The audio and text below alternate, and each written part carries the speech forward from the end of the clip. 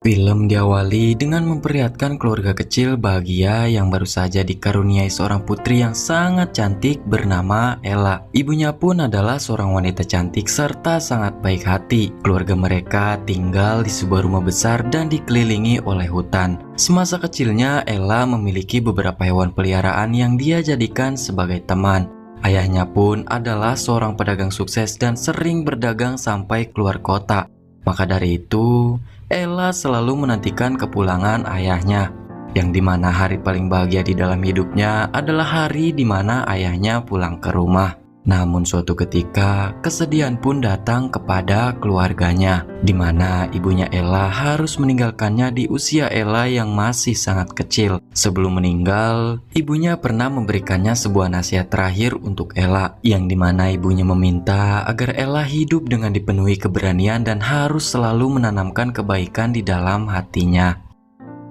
Waktu pun terus berjalan hingga kini Ella sudah beranjak dewasa, di mana saat-saat Ella bersama ibunya hanya tinggal sebuah kenangan.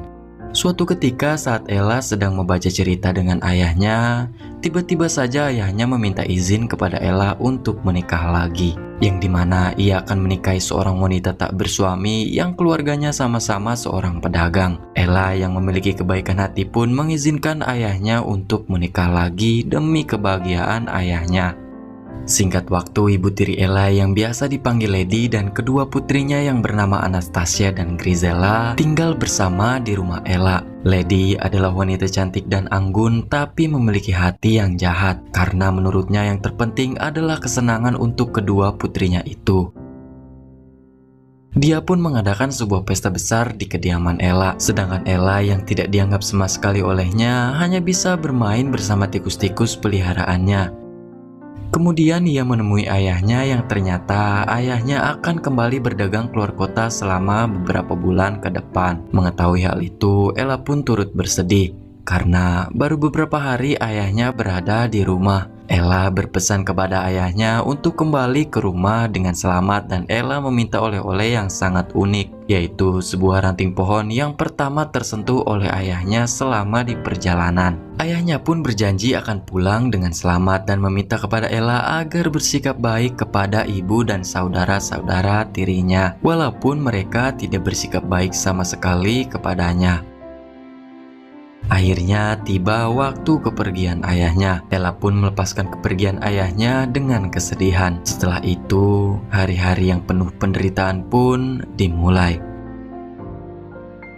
Ibu dan saudari tirinya itu mulai memperlihatkan sisi jahatnya kepada Ella, yang dimana Ella harus menyerahkan kamarnya untuk ditempati oleh dua saudari tirinya, sedangkan dia disuruh untuk tidur di loteng oleh ibu tirinya. Tapi Ella sama sekali nggak mengeluh dan selalu berpikir positif. Dengan tidur di loteng, Ella bisa mendapatkan sebuah ketenangan dan bisa mengobrol dengan tikus-tikus peliharaannya. Di balik hari-hari Ella yang cukup menyedihkan, Ella masih memiliki saat-saat bahagia, yaitu ketika ia menerima surat-surat dari ayahnya. Namun suatu hari Ella mendapatkan kabar yang sangat sedih bahwa ayahnya telah meninggal dunia. Sebelum meninggal, ayahnya memberikan sebuah kenang-kenangan berupa ranting pohon yang dimana Ella pernah berpesan agar ayahnya pulang membawa ranting pohon tersebut. Sedangkan ibu dan saudari tirinya yang juga mendengarnya sama sekali nggak merasa sedih, melainkan merasa ketakutan akan jatuh miskin. Belum hilang kesedihan Ella, dia harus mendapatkan penderitaan yang lebih besar lagi dengan menjadi pembantu di rumahnya sendiri, karena ibu tirinya telah memecat semua pelayan di rumahnya demi menghemat keuangan. Sejak itulah Ella yang mengerjakan semua pekerjaan rumah, mulai dari bersih-bersih, mencuci pakaian hingga memasak, bahkan melayani ibu dan saudari tirinya. Lebih parahnya lagi, Ella diberi makan dari sisa-sisa makanan dari bekas ibu dan saudari tirinya. Namun begitu, dia masih mau berbagi dengan tikus-tikus peliharaannya. Keesokan harinya Ella bangun dengan dipenuhi abu di wajahnya karena dia tidur di depan perapian. Karena wajahnya dipenuhi dengan abu, Anastasia pun mengejeknya dengan sebutan cendres yang dalam bahasa Prancis berarti abu.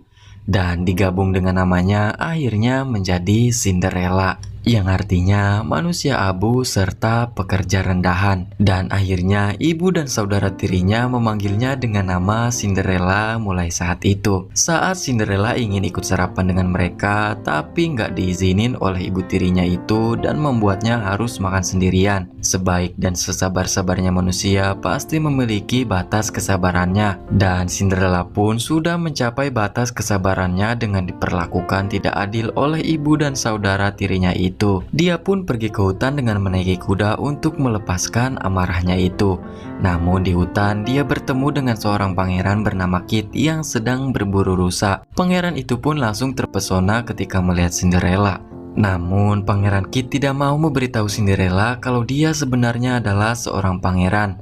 Dan saat itulah pertama kalinya Cinderella bertemu dengan seorang pria tampan serta gagah dan berani. Saat itu pun Cinderella mulai merasakan perasaan suka kepada pangeran tersebut.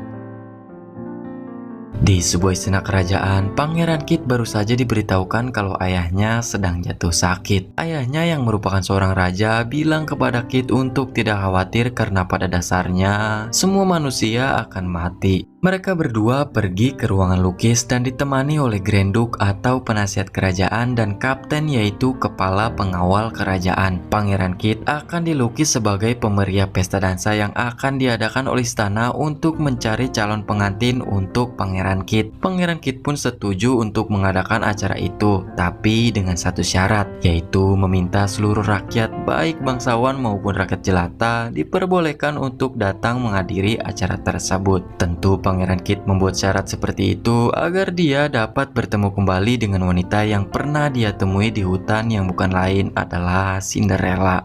Raja meminta saran kepada kapten dan Grand Duke tentang syarat dari Pangeran Kit. Dengan senang hati, dia pun menerima permintaannya. Namun untuk seorang calon pengantin harus tetap seorang putri dari kerajaan lain. Undangan pesta itu pun sudah tersebar ke seluruh negeri termasuk kepada Cinderella yang saat itu sedang berada di pasar. Dengan sangat gembira, ia memberitahukan berita itu kepada ibu dan saudara tirinya dengan harapan dia bisa berangkat bersama ke pesta itu dan kembali bertemu dengan Pangeran Kit. Sambil Cinderella membantu saudari tirinya, ia diejek karena sama sekali belum pernah bertemu dengan pria manapun. Cinderella pun bilang kalau dia pernah bertemu dengan seorang pria yang sangat baik. Kemudian Cinderella pergi meninggalkan mereka. Saat itu Cinderella harus menjahit gaun pestanya sendiri, yang dimana dia menggunakan gaun milik almarhum ibunya. Namun sangat disayangkan, di saat malam pesta itu tiba, Cinderella tidak diperbolehkan ikut oleh ibu tirinya. Karena ibu tirinya gak ingin melihat kedua anaknya itu pergi bersama Cinderella yang hanyalah seorang pembantu. Bahkan ibu tirinya dengan tega merobek gaun peninggalan ibunya yang sudah ia jahit dengan susah payah. Cinderella pun bersedih meratapi keberangkatan mereka, dan di saat Cinderella sedang menangis, dia dikejutkan oleh seorang nenek yang meminta semangkuk susu. Nenek tua itu pun mengaku kalau dia adalah ibu perinya Cinderella. Awalnya Cinderella nggak percaya karena dia hanya menganggap kalau ibu peri itu tidak ada dan hanya ada di dalam dongeng saja. Lalu tiba-tiba nenek itu melemparkan tongkatnya dan berubah menjadi ibu peri. Tanpa membuang waktu, ibu peri langsung mencari sesuatu untuk bisa dijadikan sebagai kereta kuda. Dia menggunakan sebuah labu untuk dijadikan sebuah gerobak keretanya. Dan dengan sihirnya, labu itu pun berubah menjadi kereta emas. Cinderella yang awalnya gak percaya pun baru mengakui kalau dia memang benar adalah ibu perinya. Untuk menarik gerobak keretanya itu, ibu peri mengubah keempat tikus-tikus peliharaan Cinderella menjadi 4 ekor kuda putih.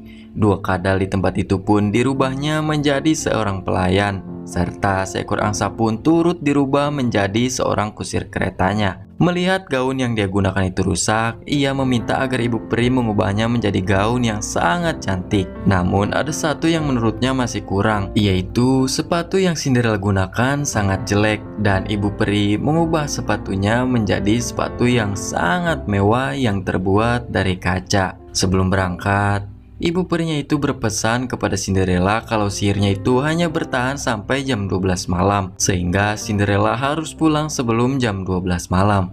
Cinderella pun gak usah khawatir akan dimarahi oleh ibu dan saudari tirinya karena Cinderella telah disihir agar dia tidak bisa dikenali oleh ibu dan saudari tirinya. Di istana kerajaan, semua tamu undangan sudah memenuhi tempat pesta dansa. Di saat nama-nama tamu undangan itu diumumkan, Pangeran Kit masih mencari di mana Cinderella berada. Tapi sang raja mengingatkan pada Pangeran Kit bahwa yang dia pilih harus keturunan dari kerajaan lain, bukan dengan gadis yang gak dikenal yang pernah dia temui di hutan.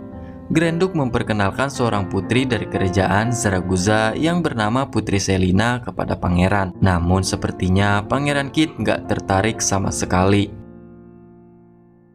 Dan setelah itu, akhirnya Cinderella pun sampai di tempat tersebut. Tepat saat petugas kerajaan mengumumkan bahwa Pangeran Kit akan memilih seorang wanita untuk diajaknya berdansa untuk pertama kalinya. Melihat kedatangan Cinderella, Pangeran Kit tanpa ragu langsung meninggalkan Putri Selina dan menghampiri Cinderella untuk diajak berdansa. Mereka pun berdansa dengan disaksikan oleh semua tamu-tamu kerajaan. Ibu dan saudari tirinya yang melihatnya benar-benar tidak mengenali siapa wanita itu. Lalu ibu tirinya Cinderella meminta kedua anaknya untuk ikut turun dan berdansa untuk mencari perhatian sang pangeran. Namun sesaat setelah itu, Pangeran Kit mengajak Cinderella untuk jalan-jalan dan akhirnya Cinderella pun tahu kalau Kit sebenarnya adalah seorang pangeran. Yang dimana jika Kit kembali ke dalam, dia akan dijodohkan dengan wanita dari kerajaan lain oleh ayahnya. Cinderella pun bilang agar Kit memilih pasangannya sendiri dan membujuk ayahnya agar mau menuruti permintaannya. Tapi bagi Kit tidak mudah untuk membujuk ayahnya dan pasti membutuhkan waktu yang cukup lama.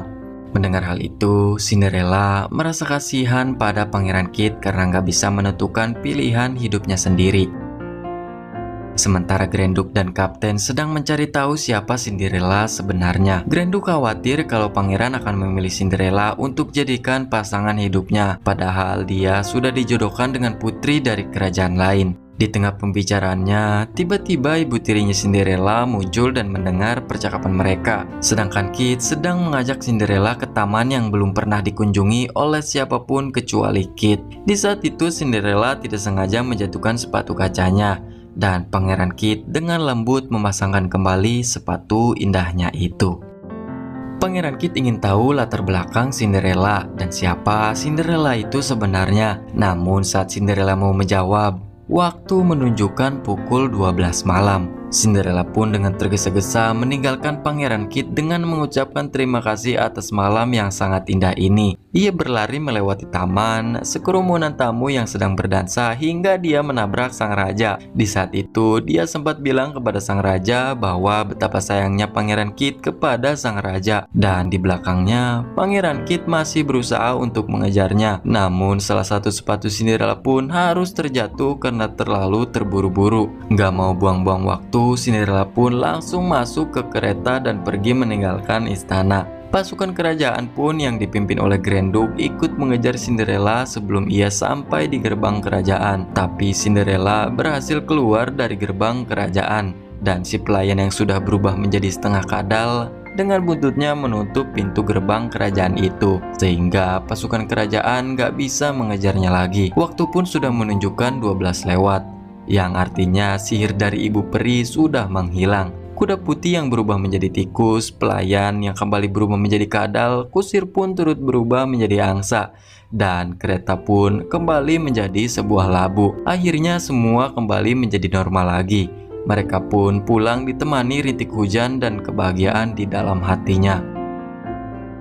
Sesampainya di rumah, saudari tirinya langsung bercerita soal wanita misterius yang sangat beruntung bisa diajak berdansa oleh sang pangeran. Mendengar hal itu, Cinderella hanya bisa tersenyum karena sebenarnya putri misterius itu adalah dirinya sendiri. Namun ibu tirinya yang melihat perubahan sikap Cinderella yang terlihat agak aneh, ibu tirinya itu pun memberitahu bahwa putri misterius itu nggak akan bisa menikah dengan Pangeran Kit.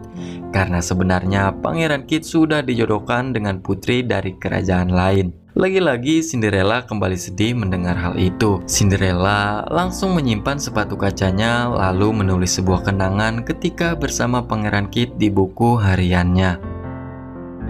Singkat waktu, di sisi lain, suasana duka sedang menimpa keluarga kerajaan. Sang raja sudah sampai di penghujung hidupnya. Pesan terakhirnya kepada Pangeran Kit untuk segera menikah dengan Putri Selina demi kebaikan kerajaannya. Tapi dengan lembut, Pangeran Kit menolak. Karena menurutnya semua kebaikan dan keberanian sudah ada pada dirinya. Mendengar hal itu dan melihat sikap Pangeran Kit yang sudah dewasa, sang raja akhirnya merestuinya untuk menikahi gadis yang dicintainya. Sebelum mengembuskan nafas terakhirnya, sang raja memberikan saran kepada Pangeran Kit untuk mengadakan sayembara menemukan gadis yang kehilangan sepatunya itu. Sampai akhirnya sang raja meninggal di dalam pelukan Pangeran Kit.